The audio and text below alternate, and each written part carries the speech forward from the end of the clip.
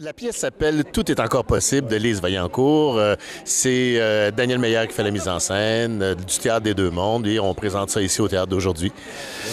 Ça se passe en Afrique. Ah, et regarde, on voyage dans cette pièce-là. Alors, le personnage que je fais s'appelle Botalata Lata Lata Lata. Oh là là, quel joli nom! On a décidé de l'appeler Bota. Je pense que ça va mieux. Mais moi, avec les noms, hein, avec un nom comme Whitmere, avec Botalata Lata Lata Lata, je suis comme d'habitué. Et il fait... Le personnage de Botalata, disons que c'est un type qui est né là-bas en Afrique, d'une mère qui était comme genre missionnaire, elle est allée travailler là-bas et puis elle est revenue au pays avec ses valises et un enfant de 5 ans.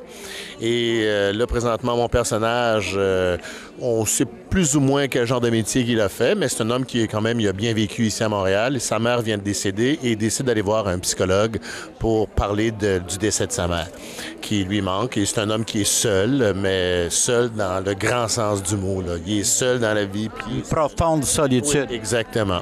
Alors, c'est un peu ça, mon personnage. C'est un homme qui vient essayer de régler cette problématique-là.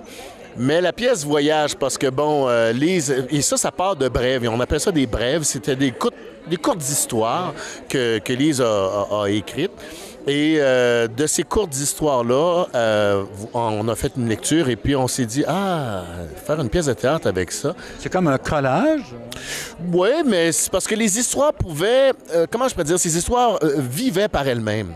Et le collage, dans le fond, parce que le personnage que Louise Bombardier fait, elle fait une femme qui s'en va en Afrique et puis justement, et là, il y a un médecin... Qui est un peu l'auteur, le texte de l'auteur.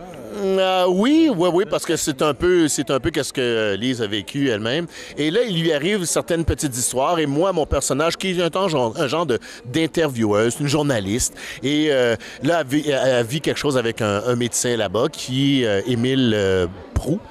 Et en plus, moi, je vais avoir Bota va faire une entrevue avec moi aussi. Alors, c'est un peu ça. Alors, ça se passe en Afrique, ça se passe ici aussi au Québec.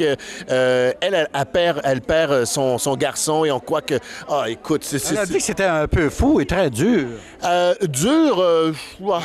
Oui, parce qu'il y a de la peine, il y a de la tristesse et l'Afrique, c'est pas toujours jojo, mais c'est une pièce quand même qui a beaucoup d'humour là-dedans. Là, il y a des beaux moments, puis c'est pas nécessairement le pathos là-dedans. Là. Non, il y a des solitudes, mais ça veut pas dire que c'est... Il y a des moments légers aussi. Ah oui. C'est une belle pièce, c'est bien écrit, mais c'est le fun, l'idée de dire que ces pièces-là pouvaient vivre de par elles-mêmes. On aurait pu faire une pièce avec l'histoire de Louise, d'Émile et la mienne aussi. Puis ensemble, ça fait quelque chose, comme tu dis, un beau collage ensemble. J'ai hâte de voir ça. Merci beaucoup. Au plaisir.